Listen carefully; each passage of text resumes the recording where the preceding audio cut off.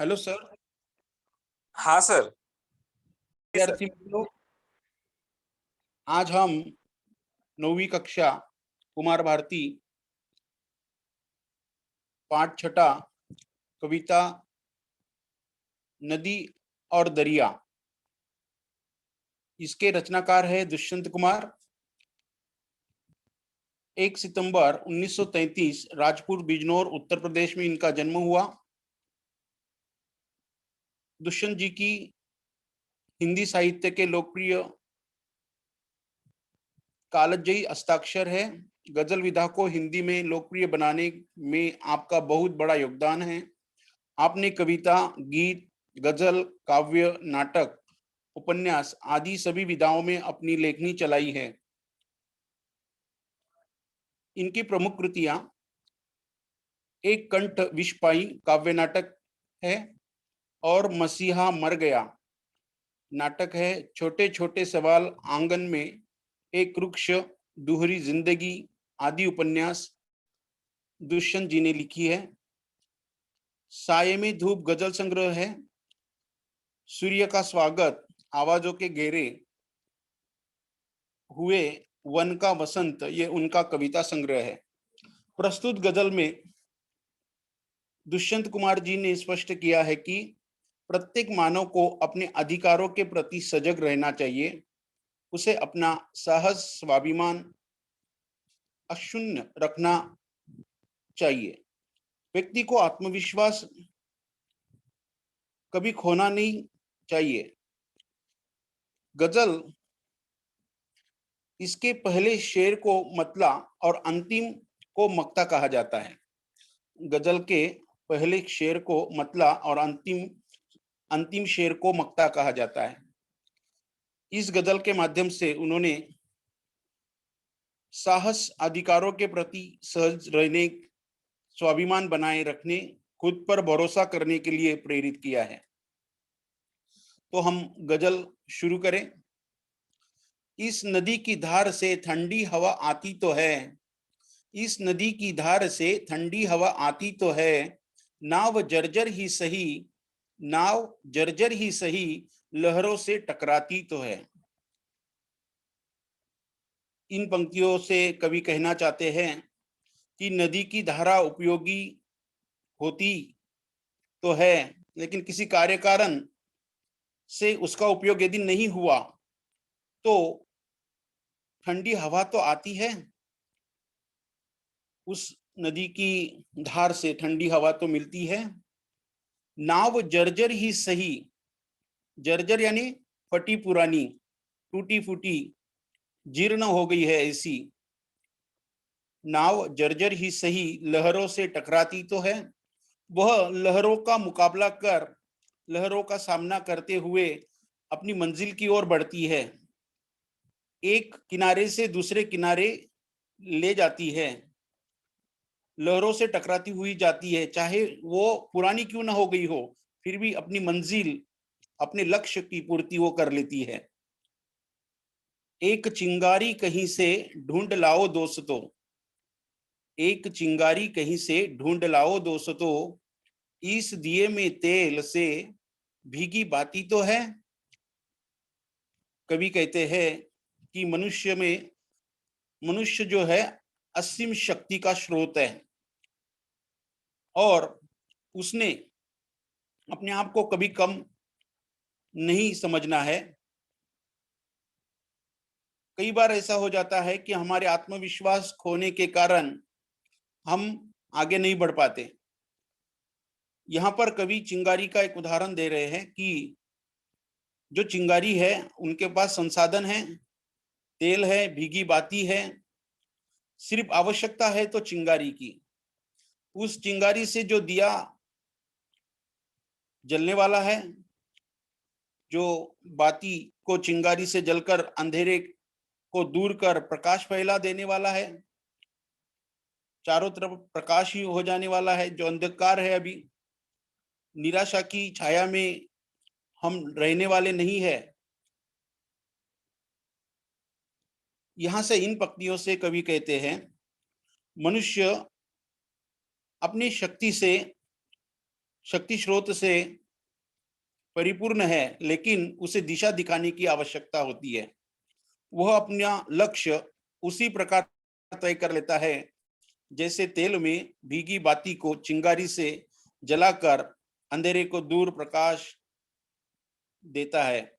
अंधेरा जो है दूर तक प्रकाश देता है, यानी कि अंधेरे से प्रकाश की निर्मिति चिंगारी के कारण होती है। उसी प्रकार की चिंगारी हमारे मन में आनी चाहिए कि मुझे कुछ कर दिखाना है, कुछ बनना है, मेरे लक्ष्य को प्राप्त करना है।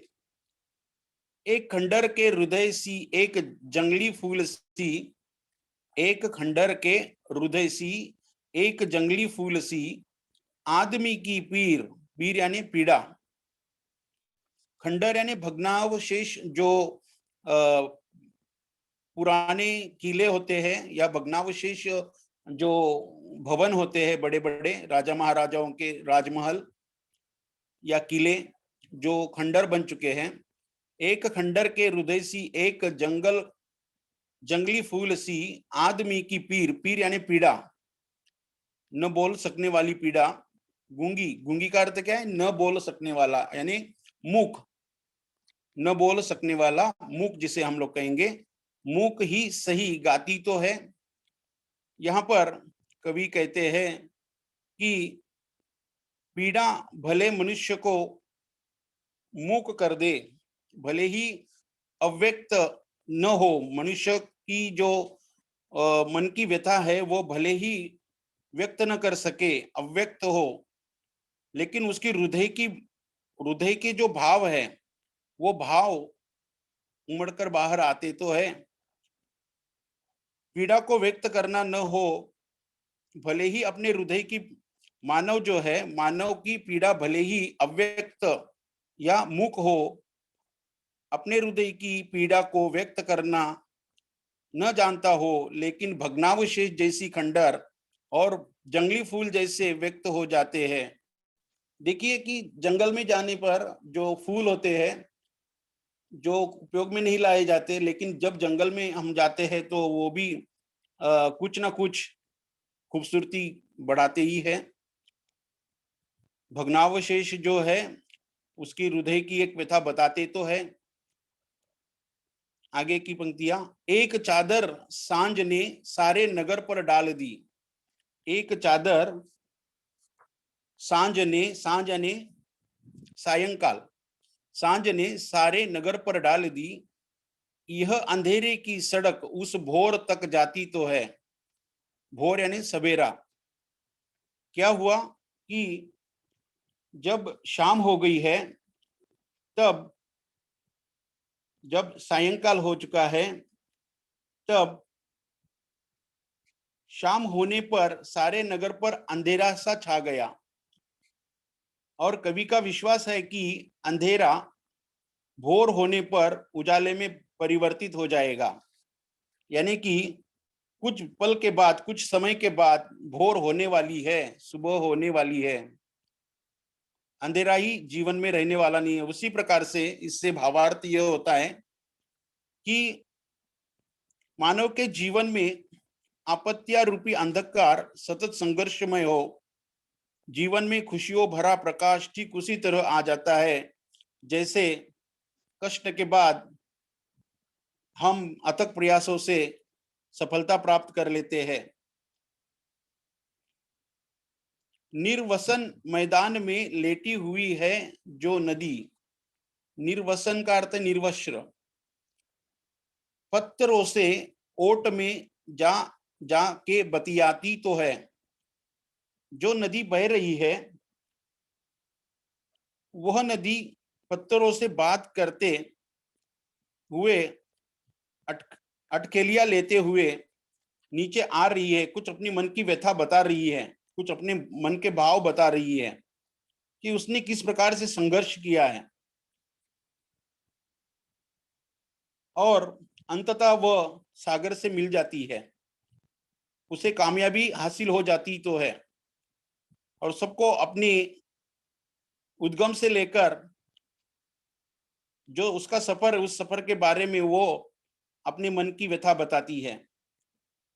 जो नदी निर्वस्त्र मैदान में लेटी हुई है, वह आड़ में जा जाकर पत्थरों में से बात करती है। व्यक्ति ने जीवन में संघर्षशील होना चाहिए। जिस प्रकार से नदी संघर्षशील है, संघर्ष कर रही है उद्गमित होकर, उसी प्रकार से हमारे जीवन में संघर्षशील रहना अनिवार्य है। जब तक हमें सफलता नहीं मिलती तब तक हमें संघर्षशील होना जरूरी होता है। दुख नहीं कोई कि अब उपलब्धियों के नाम पर, उपलब्धियां यानी प्राप्तियां, और कुछ हो या न हो आकाश सी छाती तो है। कवि कहते हैं, जीवन में हमें सफलता के नाम पर कुछ हासिल हुआ न हुआ तो क्या हुआ, हमें यदि कुछ हासिल नहीं होता है तो भी हमें घबराना नहीं है, हमें परिश्रम रोकने नहीं है, परिश्रम जारी रखने हैं। साहस व्यापकता का संचार तो हुआ है, हमें एक ना एक दिन सफलता मिलेगी, इस प्रकार का साहस हमारे मन में बढ़ा तो है, और यही हमारे लक्ष्य तक पहुंचाने के लिए सहायक सिद्ध होगा। और यही साहस एक दिन हमें हमारे लक्ष्य तक पहुंचाएगा। असफलता से निराश या हताश नहीं होना है, आशावादी होते हुए हमें क्रियाशील रहना है। एक बार असफल हो गए इसका अर्थ ये नहीं कि हम जिंदगी में कुछ नहीं कर सकते। असफलता सफलता की पहली सीढ़ी है, उससे है हम आगे जा सकते हैं, सीख लेते हैं कि हमारी गलती कहाँ हुई, हमें क्या करना है। हमारे जीवन में भी ऐसा ही होता है कि कई बार हमें असफलता मिलती है, लेकिन उसी असफलता को लेकर हमने बैठना नहीं है, हमें कोशिश करनी है। अभी यह जो कविता, यहाँ तक की जो कविता हम लोगों ने देखी, यह कविता हम लोग एक चित्रात्मक रूप से लयबद्धता के साथ की हुई यह कविता हम लोग सुनेंगे।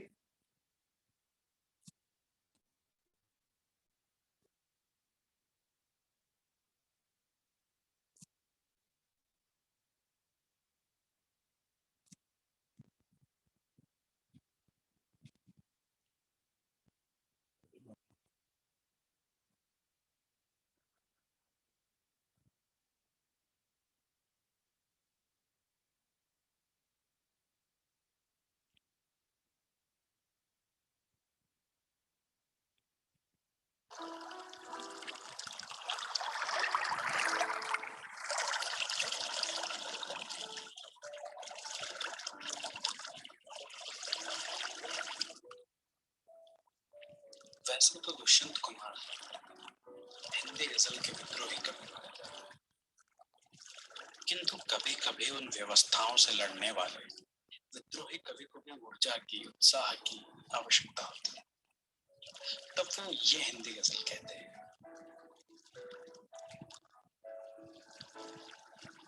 इस नदी की धार में ठंडी हवा आती तो है, इस नदी की धार में ठंडी हवा आती तो है, नाव जर्जर ही सही लहरों से टकराती तो है।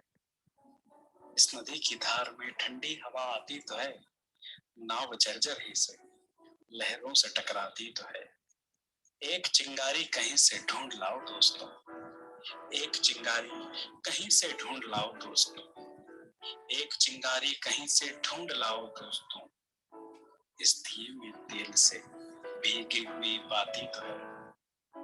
इस नदी की धार ठंडी हवा आती तो है, नाव जर्जर ही सही लहरों से टकराती तो है।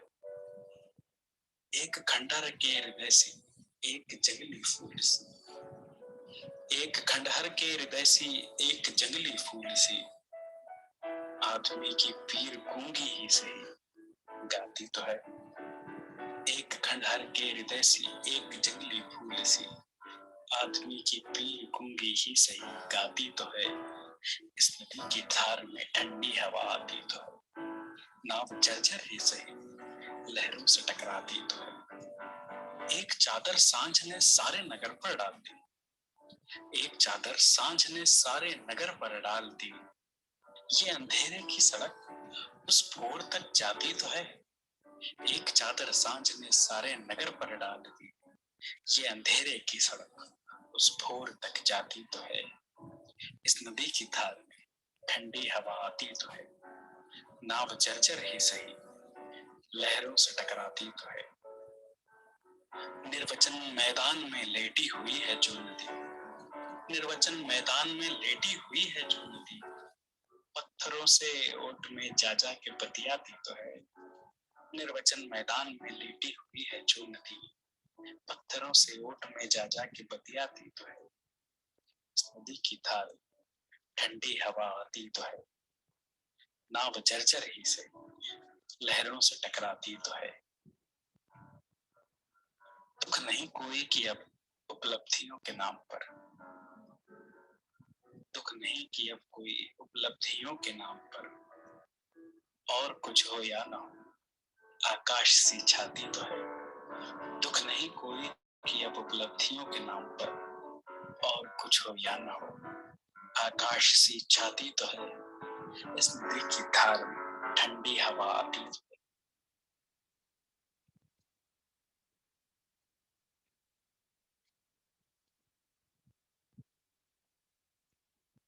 आगे देखेंगे कविता। आज सड़कों पर लिखे है सैकड़ों नारे न देख, पर अंधेरे देख तू आकाश के तारे न देख। सड़कों पर कई आकर्षक इस प्रकार के नारे लिखे रहते हैं। उन नारों को देखकर वह स्वप्नवत नारों को नहीं देखना है। उन नारों को देखकर हमें कुछ हासिल होने वाला नहीं है। पर अंधेरे देख तू आकाश के तारे न देख। तू जो अंधेरे देख रहा है अपने जीवन में क्या है, हमें क्या करना है, हमें लक्ष्य की प्राप्ति कैसी करनी है, उस लक्ष्य की प्राप्ति के लिए हमें तारों की आवश्यकता नहीं है।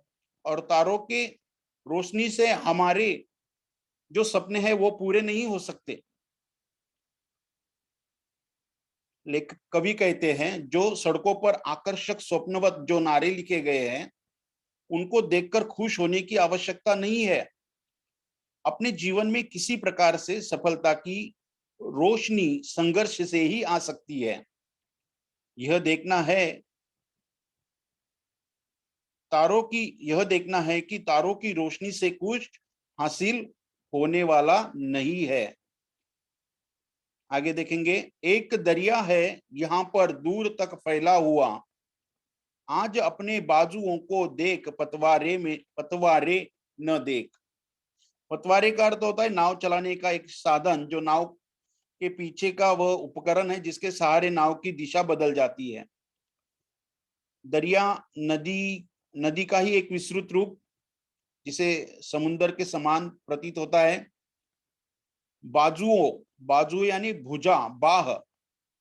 एक दरिया है यहाँ दूर तक फैला हुआ, आज अपने बाजुओं को देख पतवारे न देख। जीवन रूपी पथ पर एक विशाल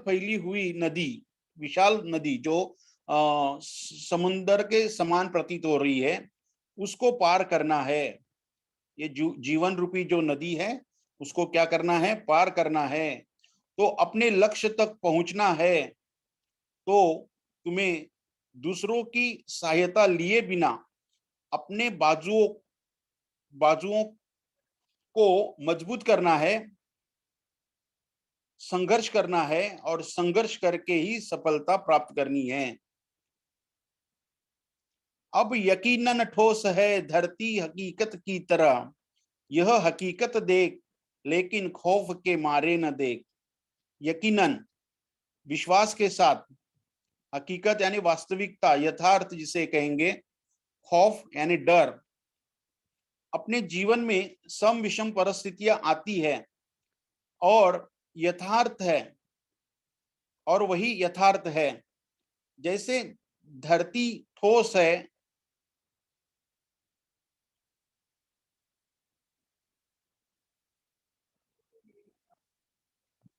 एक तरफ एक नदियां, एक दरिया यहाँ पर दूर तक फैला हुआ, आज अपने बाजुओं को देख कर पतवारे न देख।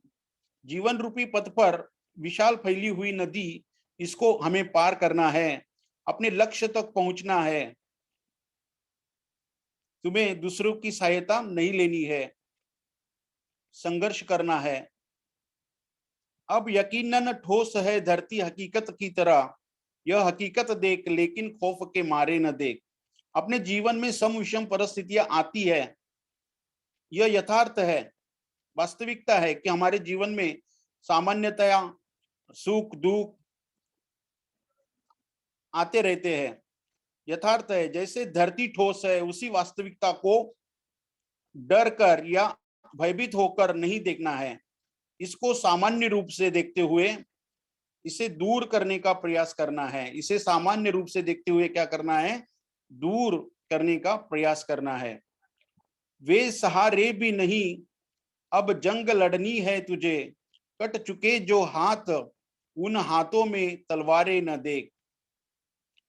देखिए, यहाँ पर कवि बता रहे हैं कि संसार के लोग तुम्हारे पास सहारे नहीं है, सहारे के समान प्रतीत नहीं है तुम्हें, और तुम्हें युद्ध स्वयं करना है, संघर्ष करना है, और संघर्ष करके ही आगे बढ़ना है। जिसके सहयोग की अपेक्षा में बैठे हुए हो, और वह भी उस व्यक्ति से सहयोग की अपेक्षा कर रहे हो जिसके हाथ ही नहीं है, उनके हाथ कट चुके हैं, ऐसे व्यक्ति से सहयोग की अपेक्षा नहीं करनी है। कर्म पथ पर तुम्हें अपने ही दम पर आगे बढ़ना है, साहस और संघर्ष से जीवन की जंग लड़नी है, और इससे ही तुम्हें लक्ष्य की प्राप्ति होगी। जैसे देखिए, विद्यार्थियों को अपने लक्ष्य की प्राप्ति कब होगी? जब उन्हें अच्छे अंक प्राप्त होंगे, और परीक्षा रूपी जंग उनको लड़नी है। इसके लिए अध्ययन अनिवार्य है, जरूरी है, तभी जाकर उनको अच्छे प्रतिशत प्राप्त होंगे। आगे देखेंगे, यह धुंधलक्का है नजर का, महज मायूस है, रोज नो को देख, दीवारों में दीवार ना देख। धुंधलक्का अस्पष्ट जिसे हम लोग कहेंगे, महज महज यानी केवल, और मायूस उसका अर्थ होता है उदास। रोजनो, रोजनो यानी छिद्र। जो तुम्हारे सामने ये धुंधला अस्पष्ट दिखाई दे रहा है, ये केवल दृष्टि के कारण है, ये दृष्टि के कारण है, इससे तुम्हें उदास होने की जरूरत नहीं है। जीवन में आने वाली सम विषम परिस्थितियां सामान्य दिन रात की तरह है।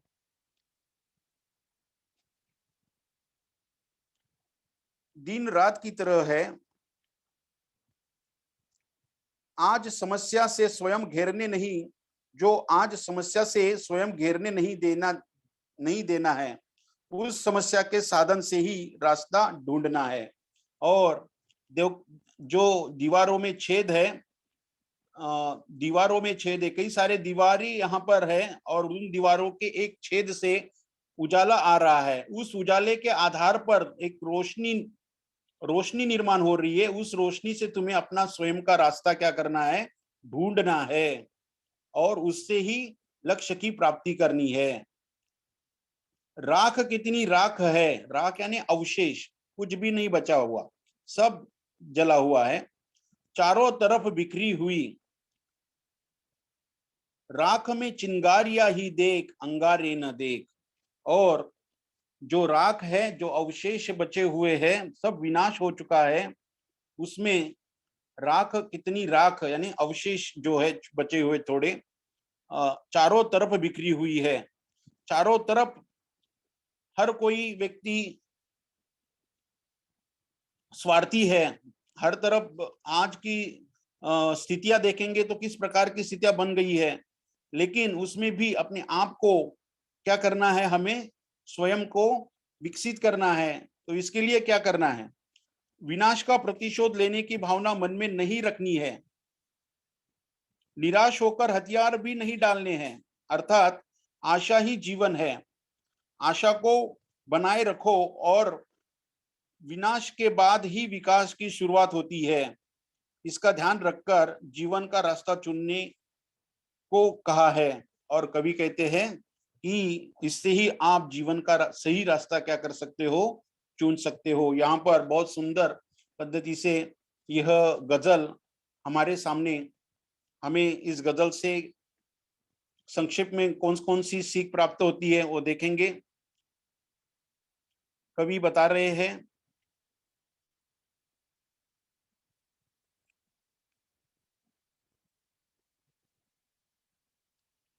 नदी की धारा बड़ी तेज है, उसमें बहुत प्रवाह है और नदी और अधिक उफान है, फिर भी उससे सुखद और आनंददायक ठंड ठंड हवा तो स्पर्श करती रहती है।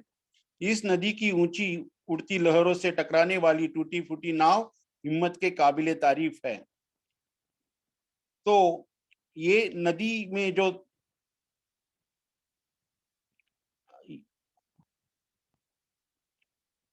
और आशा और विश्वास के पूरे जोर शोर से एक ऐसी आशा जो अखंडित होते होते बचने की अपनी शक्ति नहीं खो पाती।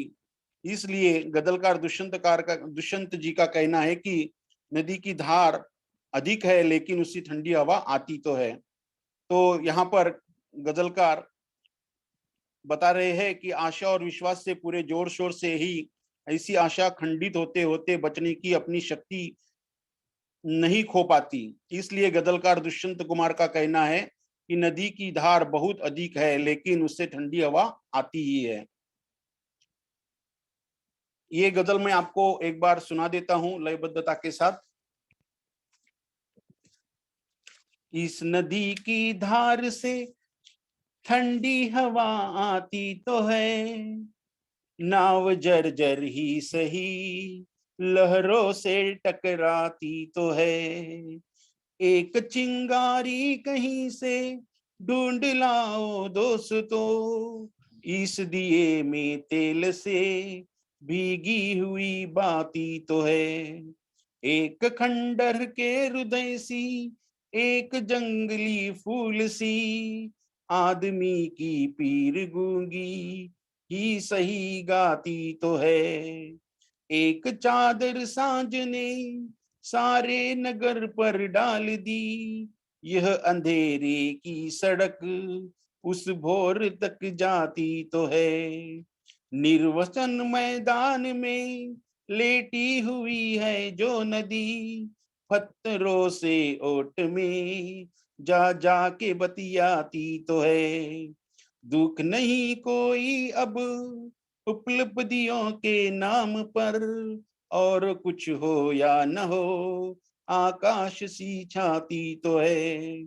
आज सड़कों पर लिखे हैं सैकड़ों नारे न देख, पर अंधेरे देख तू आकाश के तारे न देख।